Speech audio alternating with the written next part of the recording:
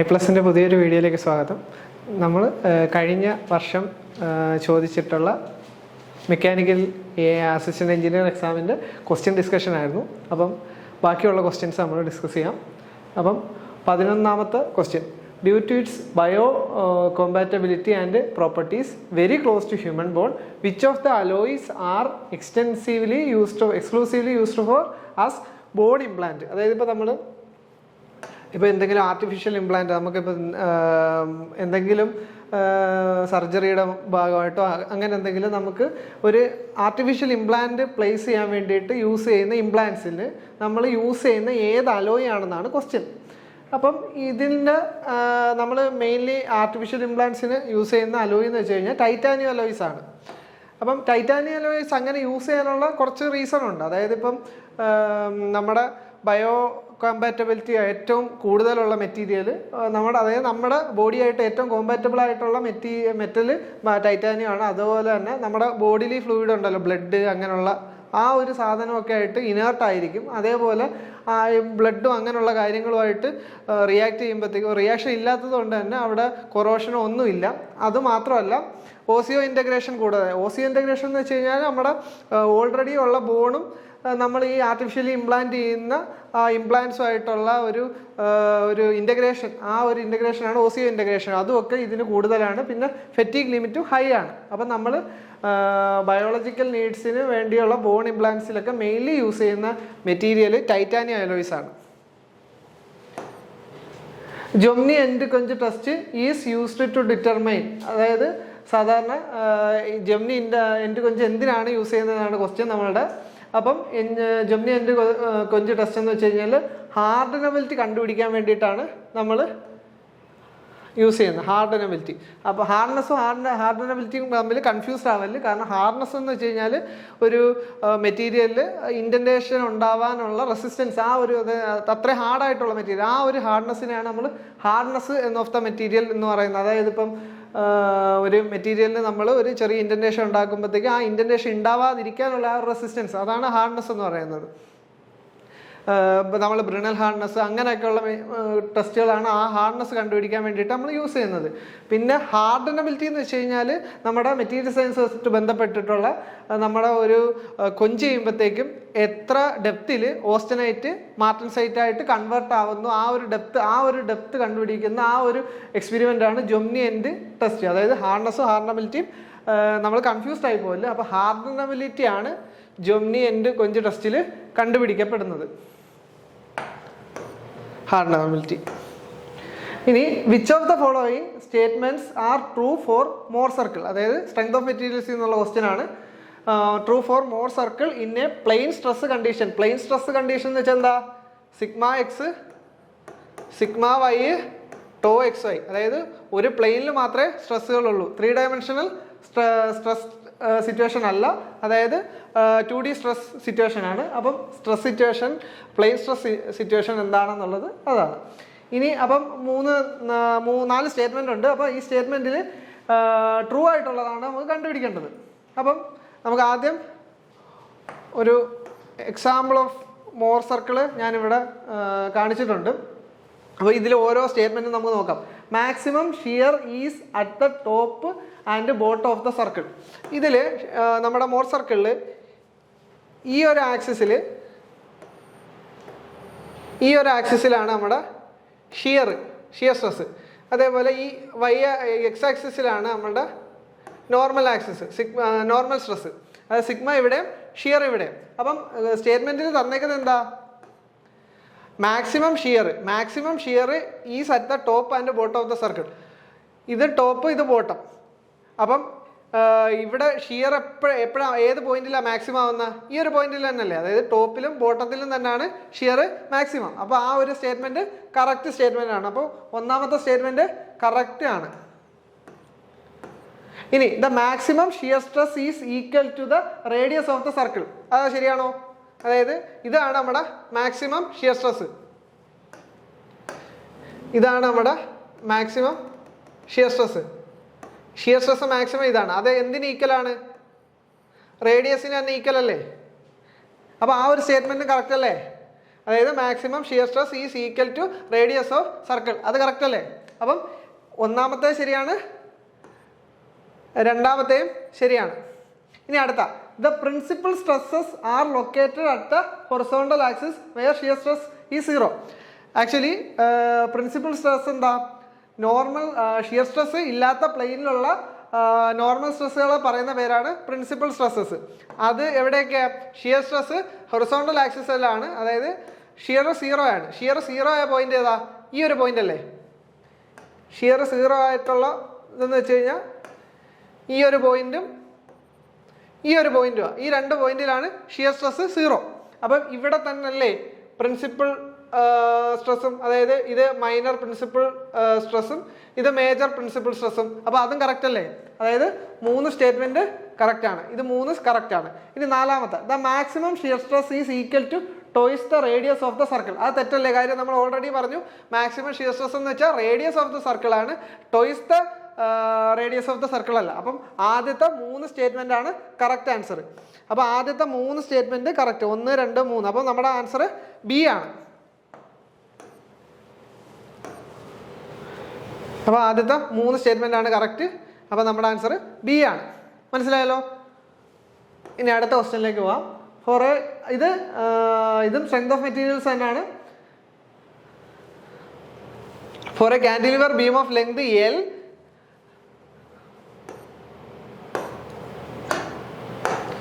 for a cantilever beam of length L with uniformly distributed load W per unit length. അപ്പം length എത്ര? നമ്മളൊരു cantilever beam consider ചെയ്യുക. ഇതാണ് നമ്മുടെ cantilever beam. അതിൻ്റെ ലെങ്ത് എത്ര? Length L with uniformly distributed load W per unit length. അപ്പോൾ ഒരു യൂണിഫോംലി ഡിസ്ട്രിബ്യൂട്ടഡ് ലോഡ് ഉണ്ട്, അത് W പെർ മീറ്റർ എന്നാണ് ഇതാ. അതിൻ്റെ പോയിന്റ് ലോഡും ഉണ്ട്. Point load W at the free end. Free end എന്താ? ഒരു കാന്റിലിവറിന്റെ ഫ്രീ എൻഡ് എന്താ? ഇതായിരിക്കും ഫ്രീ എൻഡ്. അവിടെ ഒരു പോയിന്റ് ലോഡും ഉണ്ട്. ആ point load capital W at the free end. The bending moment ആണ് നമുക്ക് കണ്ടുപിടിക്കേണ്ടത്. Bending moment at a distance x from the free end is given by. അപ്പൊ ഫ്രീ എൻഡിന്ന് എക്സ് ഡിസ്റ്റൻസ് നമ്മൾ എടുത്തു കഴിഞ്ഞാൽ ഈ ഒരു പ്ലെയിനിലുള്ള ബെൻഡിങ് മൊമെന്റ് ആണ് എനിക്ക് കണ്ടുപിടിക്കേണ്ടത്. അപ്പോൾ മനസ്സിലായല്ലോ? അതായത് നമ്മുടെ ഒരു കാന്റിലിവർ ബീം ഉണ്ട്, അതിൽ ഒരു uniformly distributed load W per മീറ്ററും ഒരു പോയിന്റ് ലോഡ് അറ്റ് ഫ്രീ എൻഡും ഉണ്ട്. അപ്പം എനിക്ക് എക്സ് ഡിസ്റ്റൻസ് എവയുള്ള ബെൻഡിങ് മൊമെന്റ് ആണ് കണ്ടുപിടിക്കേണ്ടത്. ഇതാണ് നമ്മുടെ ക്വസ്റ്റ്യൻ. അപ്പം നമുക്ക് ഇതിനെ രണ്ടായിട്ട് ചെയ്യാം. ഫസ്റ്റ്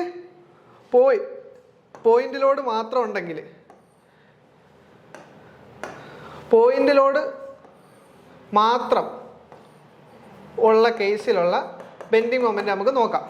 അപ്പം ഇതാണ് W, ഇത് എക്സ് ഡിസ്റ്റൻസ്. അപ്പോൾ എനിക്ക് ഈ ഒരു പ്ലെയിനിലാണ് വേണ്ടത്. ഇത് എക്സ് ഡിസ്റ്റൻസ്. മനസ്സിലായല്ലോ? X distance. അപ്പം എക്സ് ഡിസ്റ്റൻസ് ഇവിടുത്തെ ഈ ഒരു പ്ലെയിനിലെ ബെൻഡിങ് മൊമെന്റ് എത്ര ആയിരിക്കും? W into X. അപ്പം ബെൻഡിങ് മൊമെന്റ് നമുക്ക് പോയിന്റ് ലോഡിന്റെ ബെൻഡിങ് മൊമെന്റ് എത്ര ആയിരിക്കും? Capital W into X. അത് ഈ ഒരു ഡയറക്ഷനിൽ തന്നെ ആയിരിക്കും. മനസ്സിലായേ? ഇനി അടുത്ത നെക്സ്റ്റ് കണ്ടീഷൻ, നെക്സ്റ്റ് പോയിന്റ് ലോഡാ, distributed load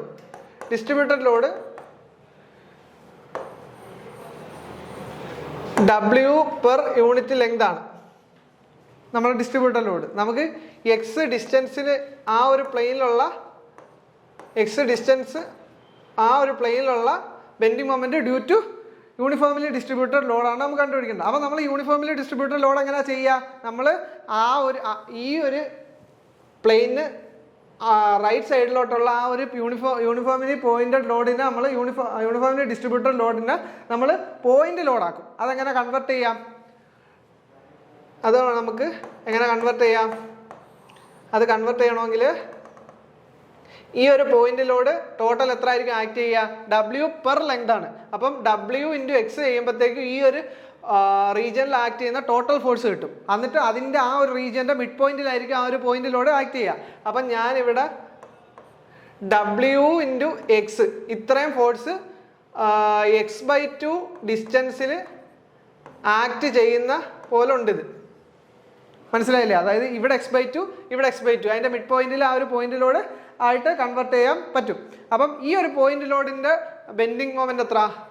bending moment load to uniformly distributed load W = W into X, small w into X into ഈ ഒരു ഡിസ്റ്റൻസ് x/2 ഇൻറ്റു x/2. അപ്പോൾ എത്ര കിട്ടി? W(x²/2). മനസ്സിലായോ? W(x²/2). അപ്പം ഇതിൻ്റെ ഡയറക്ഷൻ ഇങ്ങോട്ട് തന്നെയാണ്. അപ്പം നമുക്ക് ഇത് രണ്ടും കൂടെ ആഡ് ചെയ്യാം. WX plus W(x²/2). അപ്പോൾ നമ്മുടെ ആൻസർ എന്ന് വെച്ചാൽ D ആയിരിക്കും. മനസ്സിലായല്ലോ? അതായത് ഒരു രണ്ട് ലോഡ് കണ്ടീഷൻ വരുമ്പോഴത്തേക്കും ഫസ്റ്റ് ലോഡ്, അതായത് പോയിന്റ് ലോഡ് വെച്ചിട്ട് നമ്മളൊരു ബെൻഡിങ് മൊമെന്റ് കണ്ടുപിടിക്കുന്നു. അത് കഴിഞ്ഞിട്ട് യൂണിഫോംലി ഡിസ്ട്രിബ്യൂട്ടഡ് ലോഡാണ് നമുക്ക് നെക്സ്റ്റ് ഇത്. അതിന് നമ്മളൊരു പോയിന്റ് ലോഡായിട്ട് കൺവേർട്ട് ചെയ്തതിന് ശേഷം അതിൻ്റെ കൂടെ ബെൻഡിങ് മൊമെന്റ് കണ്ട് ചെയ്തിട്ട് ആഡ് ചെയ്യുന്നു. കാര്യം ഒരേ ഡയറക്ഷനില്ല. അപ്പം W(x²/2) പ്ലസ് WX. മനസ്സിലായല്ലോ? ഇനിയിപ്പം 15ാമത്തെ ക്വസ്റ്റ്യൻ. ഇതെന്ന് വെച്ച് കഴിഞ്ഞാൽ ഇത് സ്ട്രെങ്ത് ഓഫ് മെറ്റീരിയൽസ് തന്നെയാണ്. ടോപ്പിക് ഏതാണെന്ന് വെച്ച് കഴിഞ്ഞാൽ നമ്മുടെ തെർമൽ സ്ട്രെസ്. അപ്പം a metallic rod of uniform diameter and length L has with a coefficient of thermal expansion alpha and Young's modulus E is constrained between two rigid walls. If the temperature rises delta T, the thermal stress developed in the rod is. അതായത്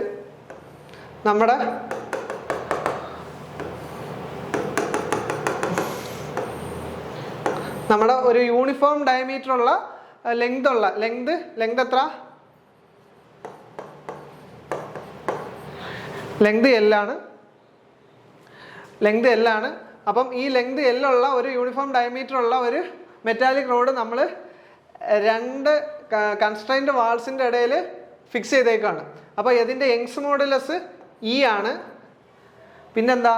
thermal expansion ആൽഫയാണ് thermal expansion. എന്നിട്ട് നമ്മൾ temperature delta T rice ചെയ്തു. അപ്പം ഇവിടെ constrained ആയതുകൊണ്ട് തന്നെ അവിടെ ഒരു തെർമൽ സ്ട്രെസ് ഡെവലപ്പ് ചെയ്യും. ഇപ്പം രണ്ട് എൻഡും കൺസ്ട്രെയിൻഡ് അല്ലായിരുന്നെങ്കിൽ അവിടെ തെർമൽ സ്ട്രെസ് ഡെവലപ്പ് ചെയ്യില്ല. അത് നമ്മൾ ക്വസ്റ്റ്യൻ ആണ്, അത് ഇമ്പോർട്ടൻറ്റ് പോയിന്റ് ആണ്. അതായത് ഇവിടെ കൺസ്ട്രെയിൻഡ് ആയതുകൊണ്ട് മാത്രമാണ് ഇവിടെ തെർമൽ സ്ട്രെസ് ഡെവലപ്പ് ചെയ്യുന്നത്. അപ്പം ഡെൽറ്റ T ടെമ്പറേച്ചർ റൈസ് ചെയ്യുമ്പോഴത്തേക്കും ഉണ്ടാവുന്ന ഇപ്പോൾ കൺസ്ട്രെയിൻഡ് അല്ലായിരുന്നു എന്ന് വെച്ചു. അതായത് ഈ ഒരു മെറ്റൽ റോഡ് കൺസ്ട്രെയിൻഡ് അല്ലായിരുന്നു. അങ്ങനെയാണ് ഡെൽറ്റ T ടെമ്പറേച്ചർ റൈസ് ചെയ്യുമ്പോൾ ഉണ്ടാവുന്ന ചേഞ്ച് ഇൻ ലെങ്ത് എന്ന് പറയുമ്പോഴത്തേക്കും delta L = L alpha delta T ആയിരിക്കും. ഇതിലാർക്കെങ്കിലും സംശയമുണ്ടോ? അതായത് കൺസ്ട്രെയിൻഡ് അല്ലായിരുന്നെങ്കിൽ ഉണ്ടാവുന്ന ഡെൽറ്റ ചേഞ്ച് ഇൻ ലെങ്ത് എന്ന് വെച്ച് കഴിഞ്ഞാൽ L ആൽഫ ഡെൽറ്റ T ആയിരിക്കും. അപ്പം ഇതിൽ നമുക്ക് സ്ട്രെയിൻ എന്തായിട്ട് എഴുതാം? Delta L/L = alpha delta T എന്ന് എഴുതാം. അപ്പം നമുക്ക് എന്താ കണ്ടുപിടിക്കാനുള്ളത്? തെർമൽ സ്ട്രെസ് ആണ് കണ്ടുപിടിക്കേണ്ടത്. അപ്പം ഇത് നമുക്ക് സ്ട്രെയിൻ കിട്ടി. അപ്പം നമുക്ക് കണ്ടുപിടിക്കേണ്ട സ്ട്രെസ് ആണ് stress by strain =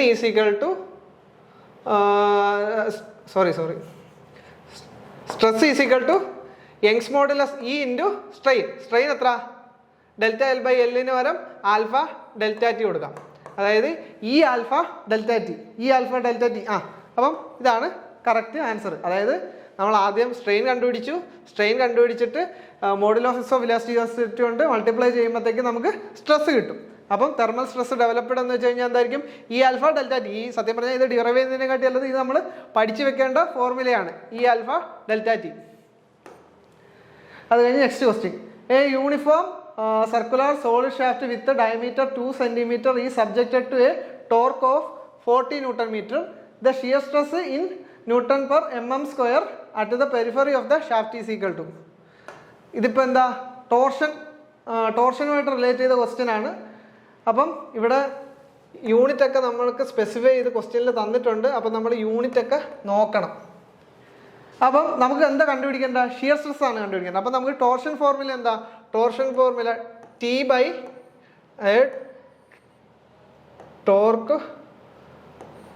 T by J is equal to tau by radial distance. ഇതാണ് torsion formula.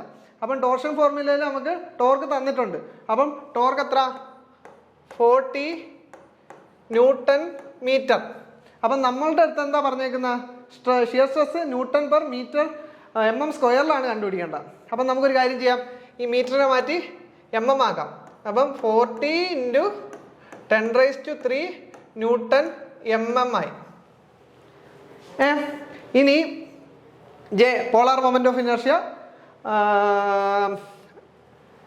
J is equal to πd⁻⁴/32 polar moment of inertia. ഇനി ആർ റേഡിയൽ ഡിസ്റ്റൻസ് എന്തായിരിക്കും? അതായത് നമുക്ക് പെരിഫറിയിലുള്ള ഷാഫ്റ്റിന്റെ പെരിഫറിയിലുള്ള ഷിയർ സ്ട്രെസ് ആണ് കണ്ടുപിടിക്കേണ്ടത്. അപ്പോൾ റേഡിയൽ ഡിസ്റ്റൻസ് d/2 ആയിരിക്കും. അപ്പോൾ ഇതിൽ നമുക്ക് tau is equal to T into radial distance എത്ര? T into r/j. T into radial distance എന്താ? d/2 ഡിവൈഡ് ബൈ ജെ എന്താ? πd⁻⁴/32 πd⁻⁴/32 not 32. അപ്പം ഇതെത്ര? ഇത് കാൽക്കുലേറ്റ് ചെയ്യുമ്പം 16t/πd³ കറക്റ്റ് അല്ലേ? 16t/πd³. അപ്പം 16 ഇൻറ്റു ടി എത്ര? ടി നമ്മൾ ന്യൂട്ടൺ ആക്കി. അപ്പം 40 × 10⁻³ ബൈ πd³. ഡി നമുക്ക് ഡി എത്ര തന്നേക്കുന്ന? ഡയമീറ്റർ 2 സെന്റിമീറ്റർ ആണ്. 2 സെന്റിമീറ്റർ എന്ന് പറയുമ്പോഴത്തേക്കും 20 മില്ലിമീറ്റർ. അപ്പം 20 ക്യൂബ്. ഇത്രയും വരെ സംശയം ഉണ്ടോ? ഇനി നമുക്ക് ക്യാൻസൽ ചെയ്യാം. ഇതും ക്യാൻസൽ ചെയ്ത് 2 പിന്നെ ഒരു 0 ക്യാൻസൽ ചെയ്തു. അപ്പം 2 അപ്പോൾ 8 2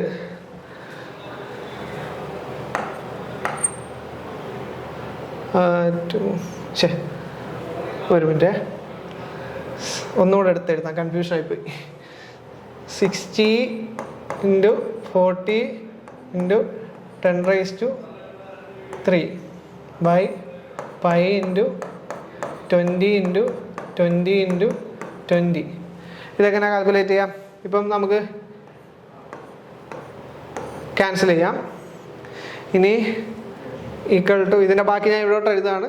60 × 40 ഡിവൈഡഡ് ബൈ 2 × 8 × π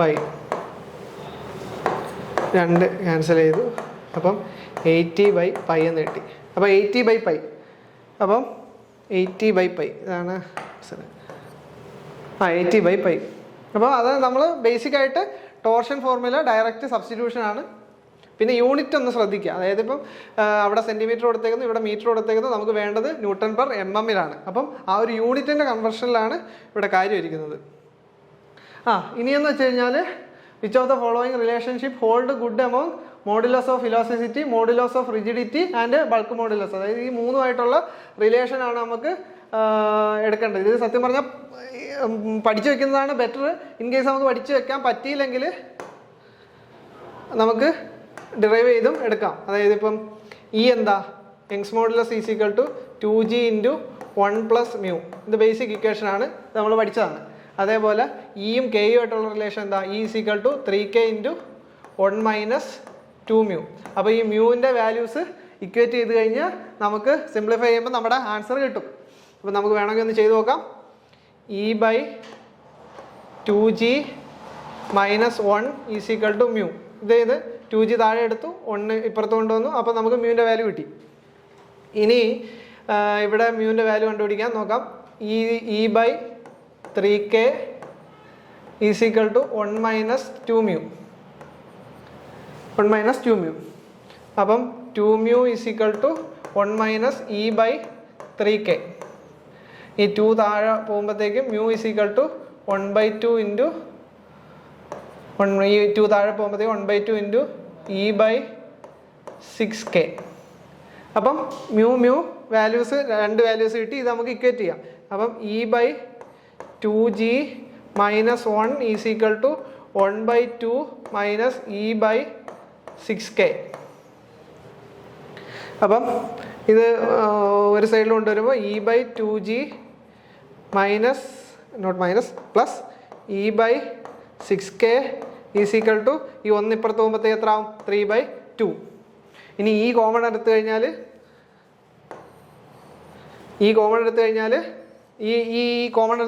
എങ്ങനെ കിട്ടും?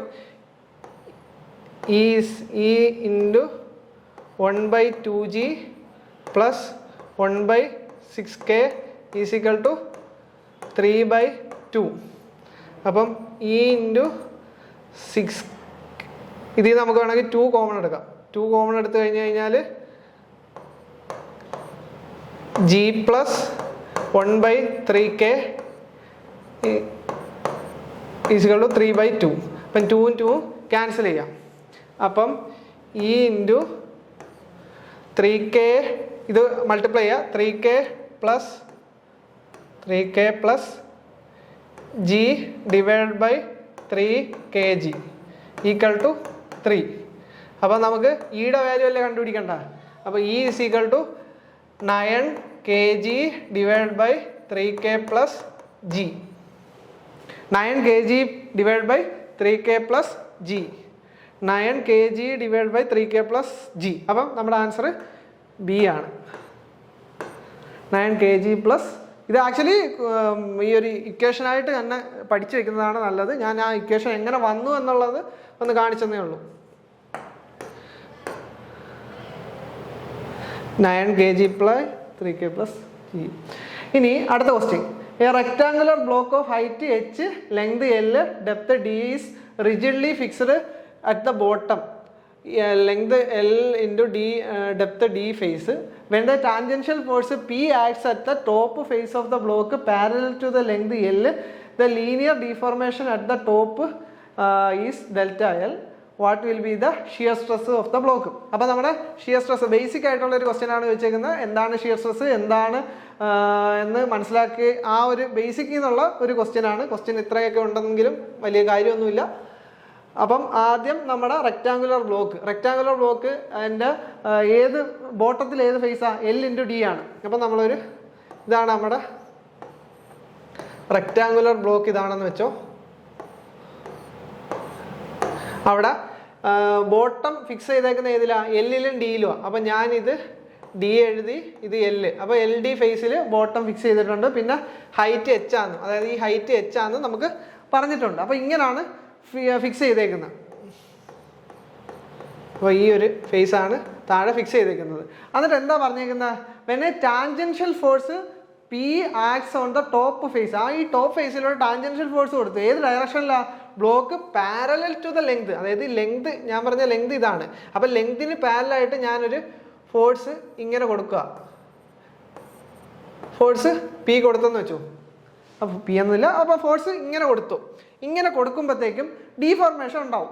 അപ്പം ഡീഫോർമേഷൻ ഉണ്ടാകുമ്പോഴത്തേക്കും ഇനി നമ്മൾ ഈ ഒരു ഫേസിനെ 2D റെപ്രസെൻറ്റേഷൻ ചെയ്യുമ്പോഴത്തേക്കും, അതായത് ഈ ഒരു ഫേസിനെ നമ്മൾ 2D റെപ്രസെൻറ്റേഷൻ ചെയ്യുമ്പോൾ ഇത് L, ഇത് H, ഇവിടെ നിന്ന് നമ്മൾ ഫോഴ്സ് കൊടുക്കുന്നു. അപ്പം ഫോഴ്സ് കൊടുക്കുമ്പോഴത്തേക്കും ഇവിടെ ഒരു ഡീഫോർമേഷൻ ഉണ്ടാവും. എന്നിട്ട്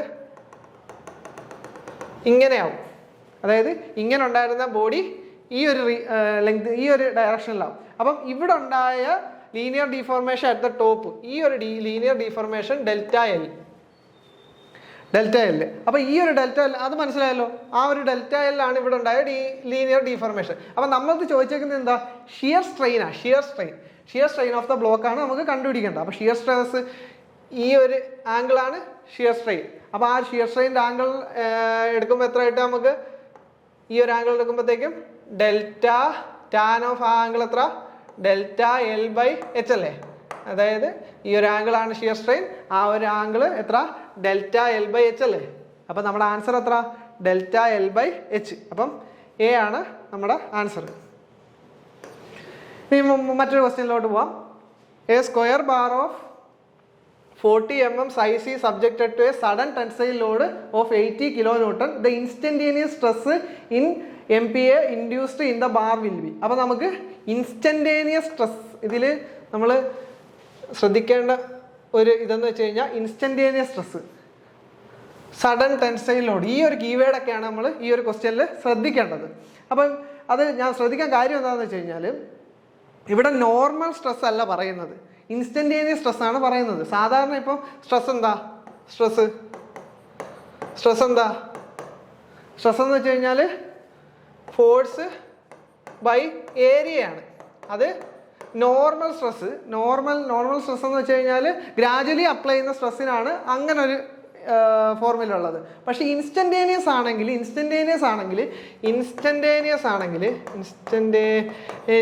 ആണെങ്കിൽ അതിൻ്റെ ഫോർമുല എന്ത്, 2 × ഫോഴ്സ് ഡിവൈഡഡ് ബൈ ഏരിയ ആയിരിക്കും.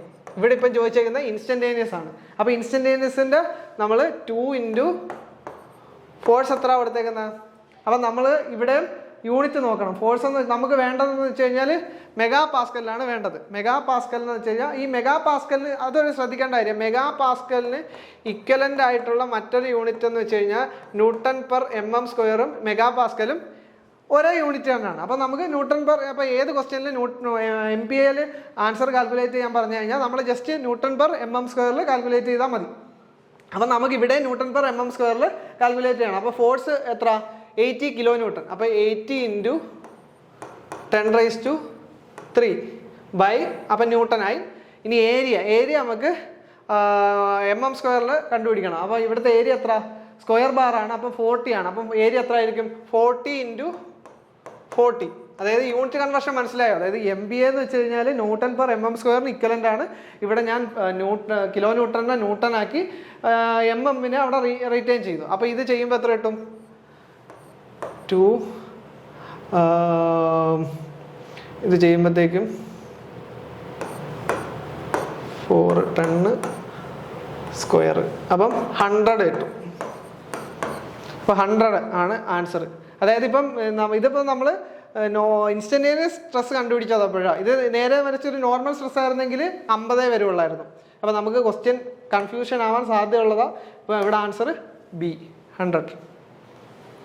ഇനിയിപ്പം നമ്മുടെ ലാസ്റ്റ് ക്വസ്റ്റ്യൻ ഈ ഒരു സെഷനിൽ, what will be the section modulus of rectangular beam with breadth of 6 cm and depth of 2 cm. അപ്പം നമ്മൾ സെക്ഷൻ മോഡുലസ് എന്താ, അതായത് റെക്ടാങ്കുലർ ബീമിൻ്റെ സെക്ഷൻ മോഡുലസ് എന്ന് വെച്ച് കഴിഞ്ഞാൽ BD²/6. അപ്പം BD²/6 ഇപ്പോൾ ഡയറക്റ്റ് സബ്സ്റ്റിറ്റ്യൂഷൻ ആണ്. ഇവിടുത്തെ ബ്രെഡ്ത്ത് എന്ന് വെച്ച് കഴിഞ്ഞാൽ 6, ഡെപ്ത് എന്ന് വെച്ച് കഴിഞ്ഞാൽ 2/6. അപ്പം 6 ക്യാൻസൽ ഔട്ട് ചെയ്തു. കാര്യം ഞാൻ ഇവിടെ യൂണിറ്റിനെ കുറിച്ച് പറയാത്തതെന്ന് വെച്ചാൽ എല്ലാ സെൻറ്റിമീറ്റർ ക്യൂബിലൊക്കെയാണ്. അപ്പം ക്യാൻസൽ ചെയ്യുമ്പോഴത്തേക്കും 4 cm³. അപ്പം ആൻസർ 4 cm³. 4 cm³. അപ്പം മറ്റൊരു വീഡിയോയിൽ നമുക്ക് ഇതിൻ്റെ ബാക്കി ഡിസ്കസ് ചെയ്യാം. Thank you.